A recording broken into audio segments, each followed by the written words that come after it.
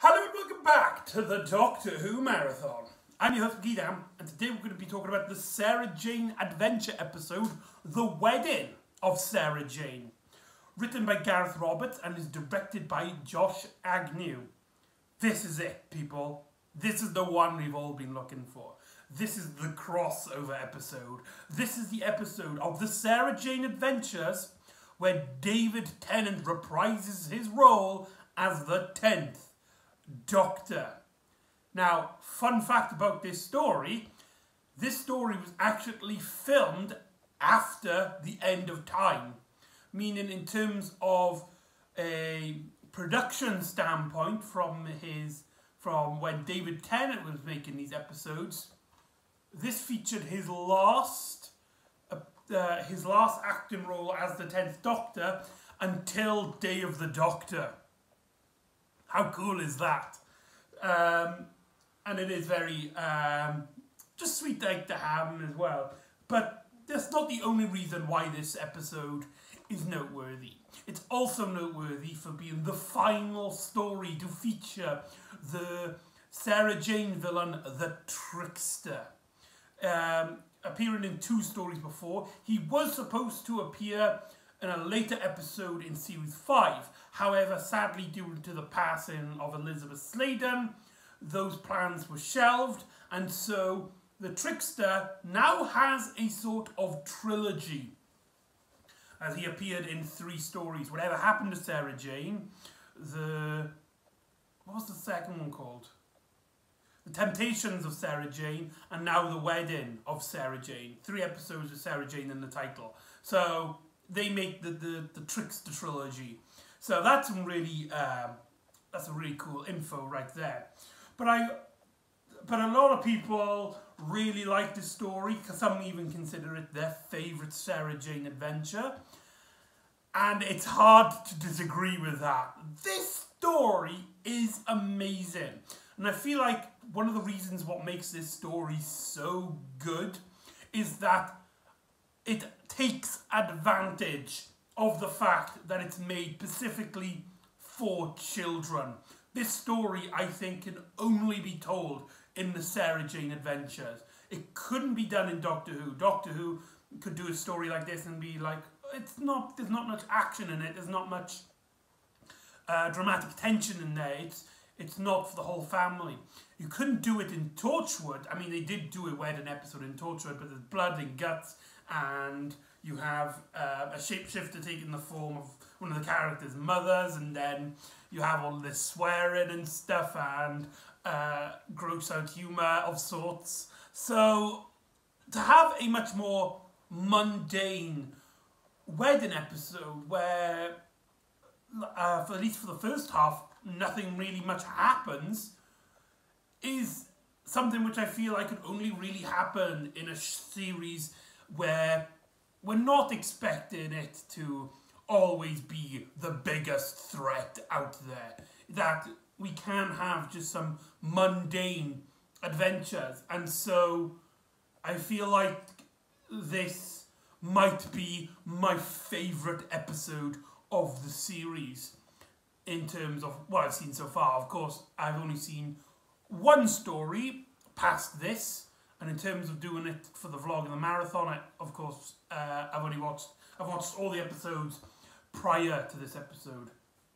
So, what makes this story so good?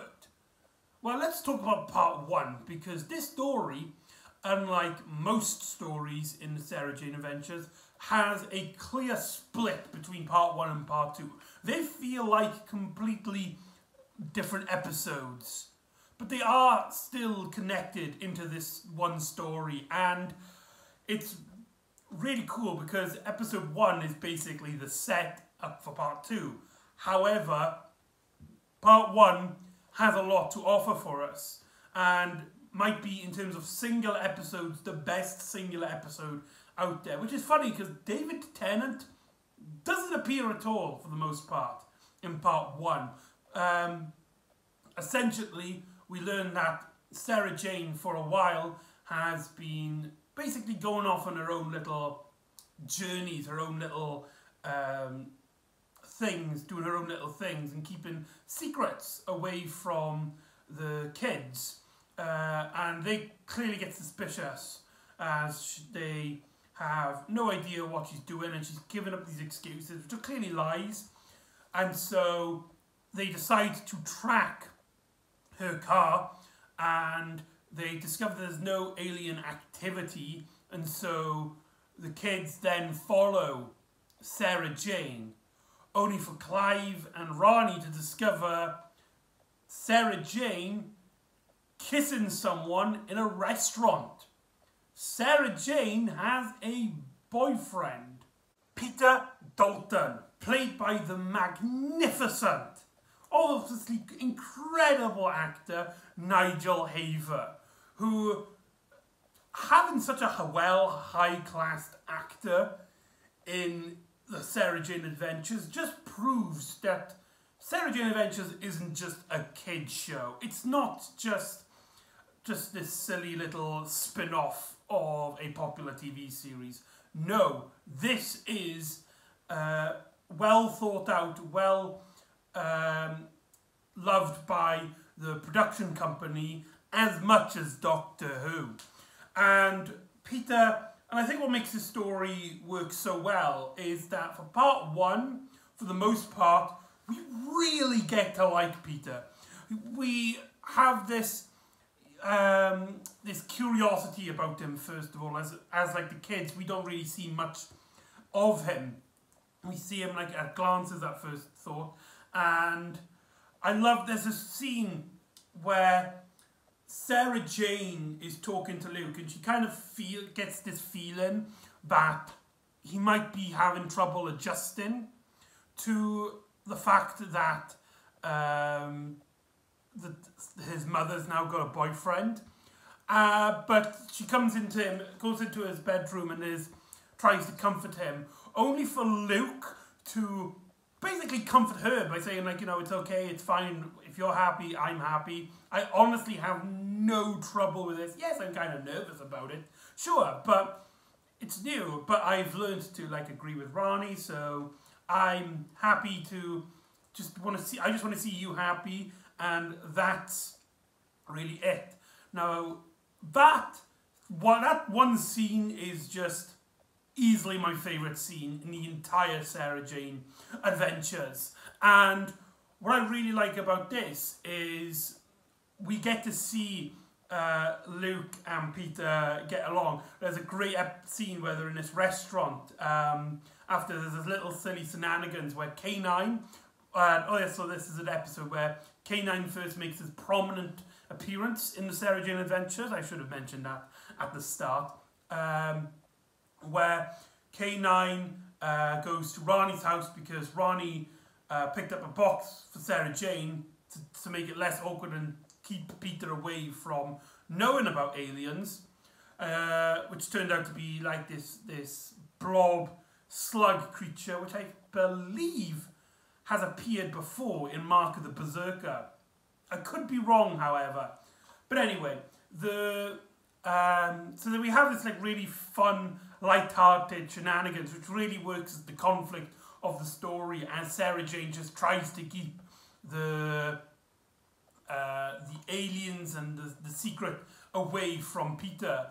And we get this lovely scene where they're in this restaurant and Sarah Jane is like on the phone and stuff, and Peter and Luke talk, and then when Sarah Jane heads back, Peter's like, watch this. We were just talking about you. We were talking about, oh no, wait, never mind. And then Peter and Luke start winding up Sarah Jane, as Sarah Jane just does like, isn't a part of the joke.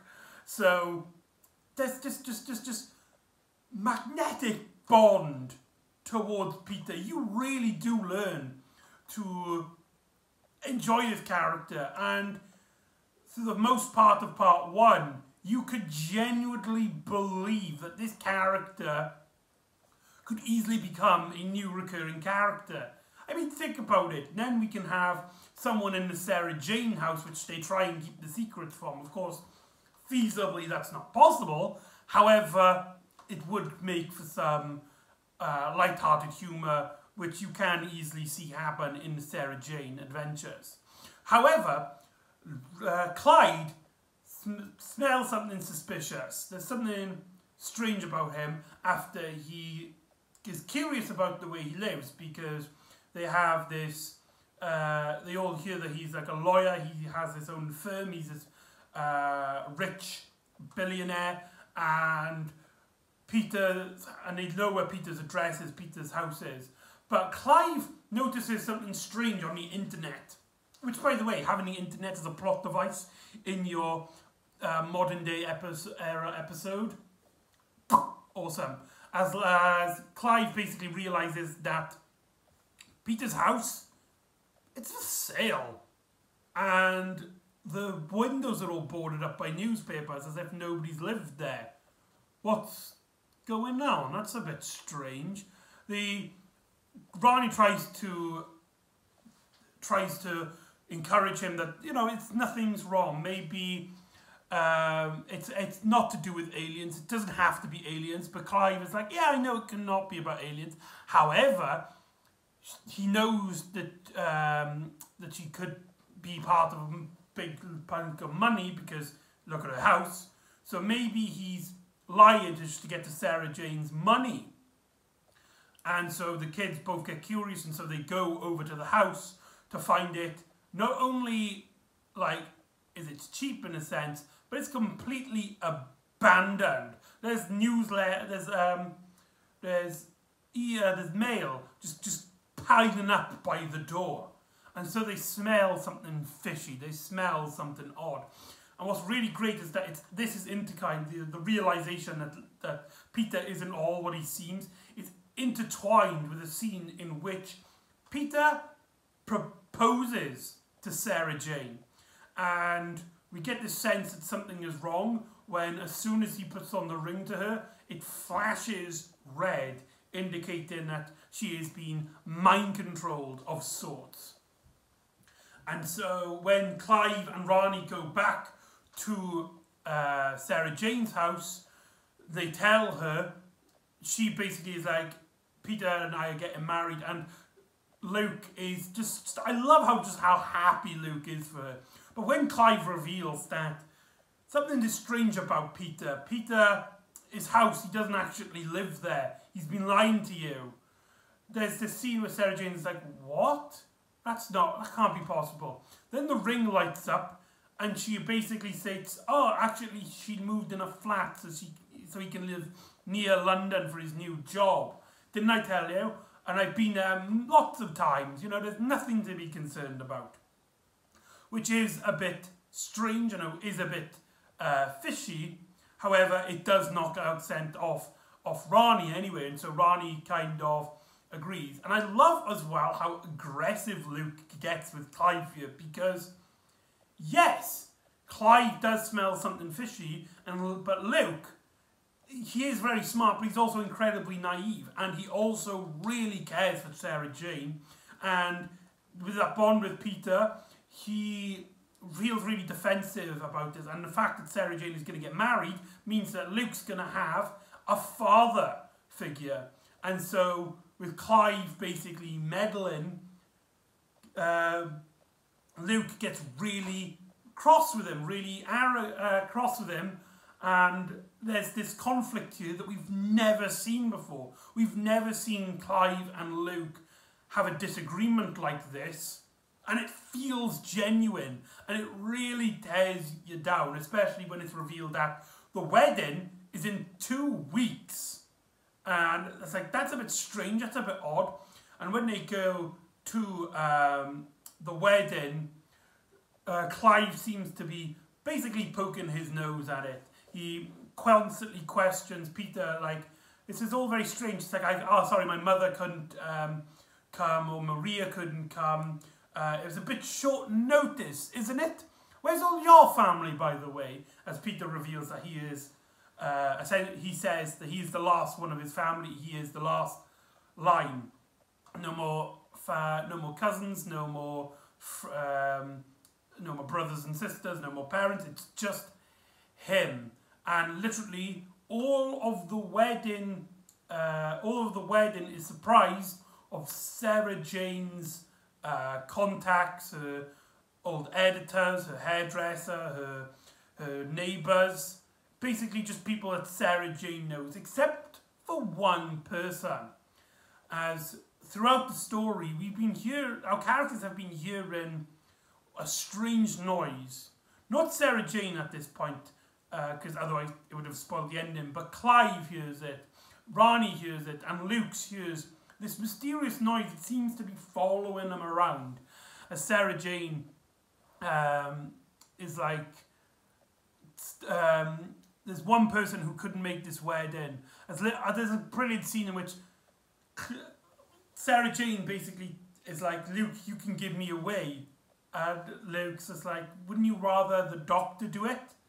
Oh no, I need someone a bit more reliable. Also in the scene in the attic, Sarah Jane basically tries to change the way that she lives her life by actually turning off Mr. Smith completely to try and stop any sort of alien interference. But as Mr. Smith basically notes that there's some sort of device within the attic that's been activated of some sort. So we have this big wedding, and I like how when they're outside and after Clive confronts Peter about his mysterious past, Luke just gets right up in Clive's face and is like, this is my mother's big day. Just because your father's a disappointment doesn't mean my father will. And Clive's just like, he's not your father. He will be. And that is just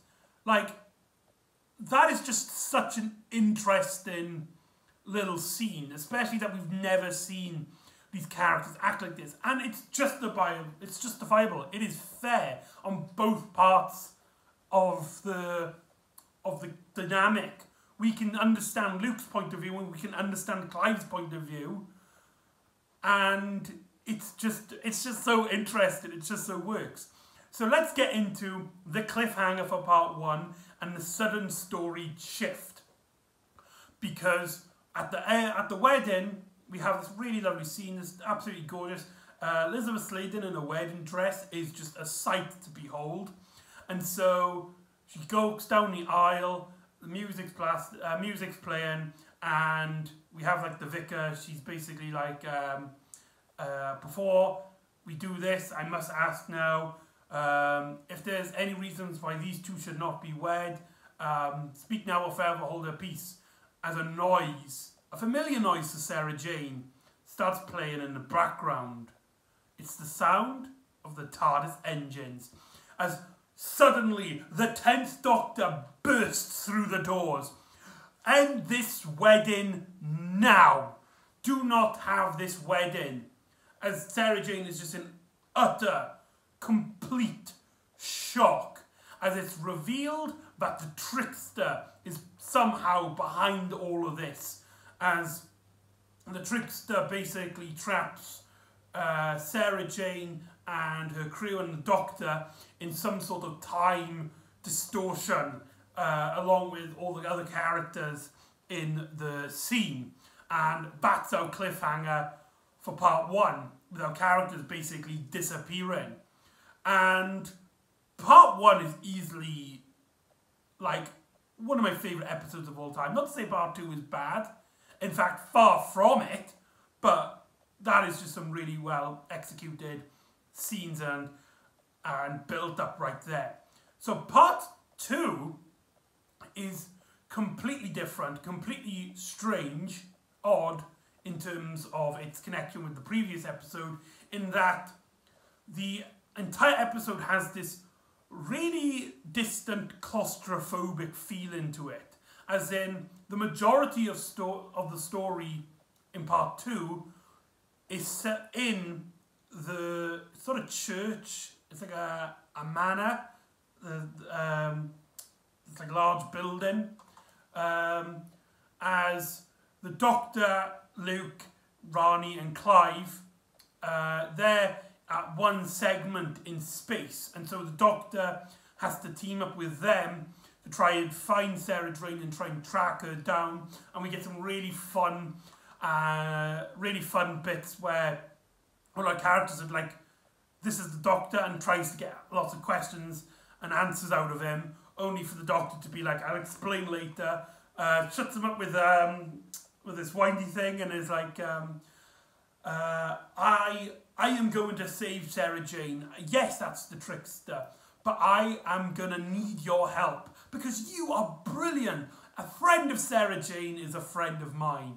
And I love how just the Doctor is so, like, he just has this bond with Luke, because Luke has met him on the screen before in the story Stolen Earth and Journey's End. So they know each other, but Clive and Rani don't know the Doctor, although they've heard about him, and so there's that interesting dynamic there. And the Doctor, whenever Luke is like, the Doctor saved the world, he saved the world when there was all those planets in the skies, but the Doctor's just like, yeah, but I did it with you helped me, it wasn't just me, Luke, you were also incredibly important in saving the universe so many times before, as they slowly realise from their point of view that the trickster has done this to separate Sarah Jane's wedding from them, and maybe even use them as hostages at one point if Sarah Jane refuses, as well as also trapping the infamous Doctor, as the characters are like, wait, why does the trickster want Sarah Jane to be married? What's wrong with that? That doesn't seem too bad. Why? That's a really strange choice for the trickster. As Sarah Jane and Peter are locked in their own segment in time. It's the exact same building with the exact same set. In fact, part 2 has like a limited setting range. They appear in like 2 or 3 rooms through the entire episode, which means the story is much more focused on character here. And that's all better for it, in my opinion. So Sarah Jane is confused. She's utterly distorted. You know, she thought that this was a normal man and she was going to have this amazing normal life. And finally, she's found a man that she can love. But now he's revealed that he's had this big secret, as he calls the trickster, this angel that appears to have saved his life for Sarah Jane. As he explains his backstory, he had this accident in the house, and the trickster basically made a big bargain with him, a deal that you can come, I can bring you back to life, and even I can find you the woman of your dreams. You just got to accept my proposal, as he accepts it. And Sarah Jane basically reveals that he's not really alive. That's why his house was abandoned in part 1. And so Sarah Jane is like, the trickster is tricking you to get us to marry, but why marry? Why? As the trickster shows this vision of the future. What I really like about this is that the trickster, from his point of view, he is actually pretty smart, because he shows her a life that she could live with Peter, but he doesn't show her any of the bad stuff. He tries to manipulate her into it, as he basically is like, this is what the world would look like if we got married. And he shows them completely happy and completely normal, with the only thing really bad in terms of audience's perspective is that the attic gets cleaned out and Mr. Smith is decommissioned, with the couple basically stopping all alien interactions, as if Sarah Jane agrees to the marriage, she will completely forget this entire event in the story. So there's this really dilemma, and what I really love about the story, because I was really worried when rewatching this, because I have seen this story before, and I was really worried that Peter's as a character would be revealed to be this Beatrix himself, that he is not a real entity of sorts. However, the story makes it abundantly clear that Peter genuinely loves Sarah Jane, and Sarah Jane genuinely loves Peter. It's just that the trickster has basically manipulated events for them so that if Sarah Jane was to marry, she wouldn't want to, because she has the wedding ring, which the trickster uses as a sort of mind control to try and get Sarah Jane to stop her adventures on Bannerman Road. Meaning that, who will defend Earth? I mean, you could argue Unit, Torchwood, the Doctor, but there are some monsters, there are some interactions with alien threats which only Sarah Jane is qualified to take on. Her future stories that, you know, Unit and Torchwood aren't privy to. And so the trickster wants that. He wants to manipulate these events so that they don't get in there. And what I really like is that basically the Doctor and the trickster here, they kind of feel like these bigger forces in the adventure. They both feel like these unstoppable forces without characters Luke, Clive, Rani and Sarah Jane and Peter all basically caught in the middle of them, with the confrontation between the Doctor and the trickster being a very fascinating one, because the Doctor explains at one point that he's heard about the trickster ever since he was a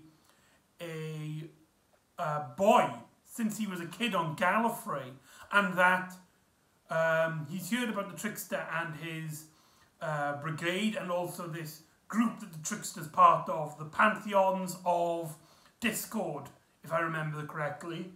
And the Doctor has stated that he's actually fought a few of his minions before, but never the real thing, given this much more mythical presence to the trickster than previously seen. Because now the Doctor, through his adventures in time and space, it's a myth to even him.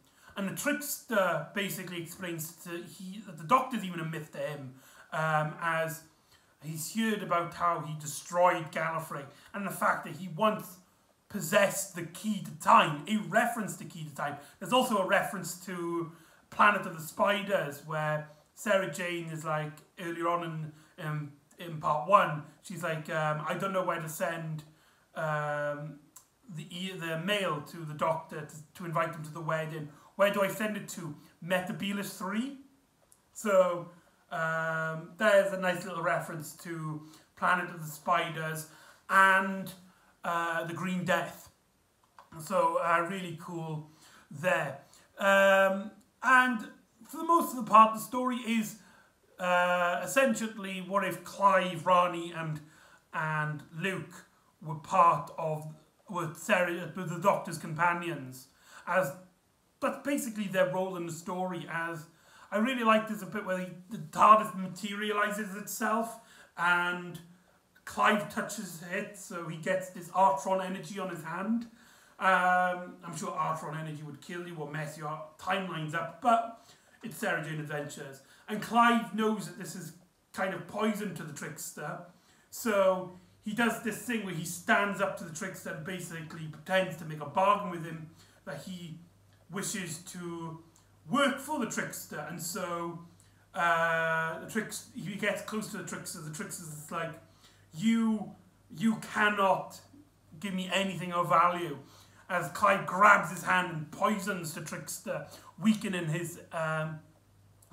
himself to the point where his darker costume, his more evil persona, appears in front of Sarah Jane and Peter, as the Doctor appears in the time part of Sarah Jane and Peter, as the Doctor basically tries to encourage Sarah Jane. And what I really like about this ending is it seems like it's building up to the Doctor basically taking over the story, that he's going to save the day. But that isn't what happens. The Doctor, yeah, he gets to Sarah Jane, but only just to tell her that she knows what she needs to do. you know, basically to remind her that the world will be horrible. You know how the trickster works. That the trickster manipulates people, changes the timelines to be absolute chaos. And there's only one way you can stop it. And I'm sorry. I'm so sorry. That does kind of mean that the Doctor is redundant in this story. However, I feel like he's so fun and interacting with the second half of the story, but I don't really mind it, personally. So, Sarah Jane and Peter, basically, they know what they got to do, and Sarah Jane convinces Peter that the trickster brought you back to life to hurt me and to stop me from my travels. And only you, Peter, by letting yourself die, and if you loved me, if you love Sarah Jane, then you would do this, because the world is in absolute peril if you stay alive. And so Peter, with the encouragement of Sarah Jane, because the trickster picked Peter specifically because he's weak-hearted, that he would be easily to manipulate.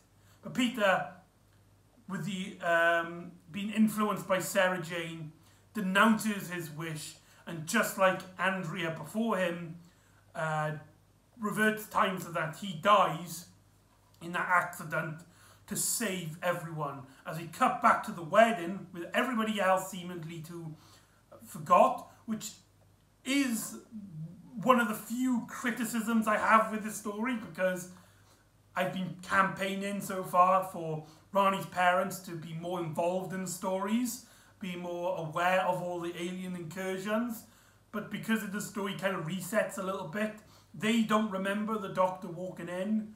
They just sort of see Peter vanish, and Sarah but that kind of bugged me a bit, but it's a very tiny nitpick, and it's more my opinions of the overall franchise as of yet, rather than an issue with this story. The scene in which Luke comes up to Sarah Jane and is like, "Oh, you were right," and she just turns around and she's in absolute tears as she basically tells everybody sorry, but the wedding's been cancelled, and she walks alone down the aisle, back down the aisle. That is heartbreaking. And we get this really lovely scene then, which was teased in the previous episode, The Mad Woman in the Attic, in which the TARDIS lands in Sarah Jane's attic. Luke, Rani and Clive get in to see the 10th Doctor's TARDIS for the first time, and Sarah Jane and the Doctor are like, "Will I ever see you again? This is the last time, isn't it?" And the Doctor's like, "I have no idea."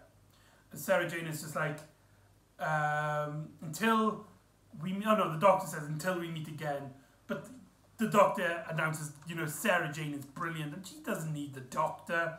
She fights aliens and monsters and does all this all by herself. And those kids, they're alright. They are pretty cool.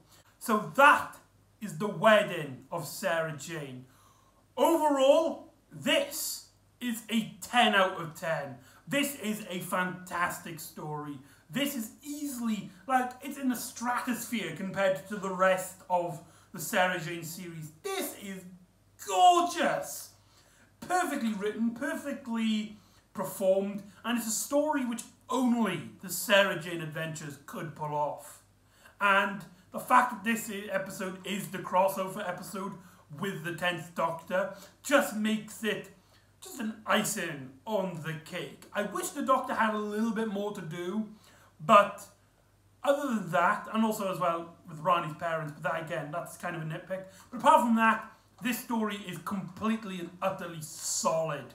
Highly recommended. So join me next time where we will be watching another episode of the spin-off K9 series. So join me next time for The Coven. And I'll see you next time on the Doctor Who Marathon. Ta-da!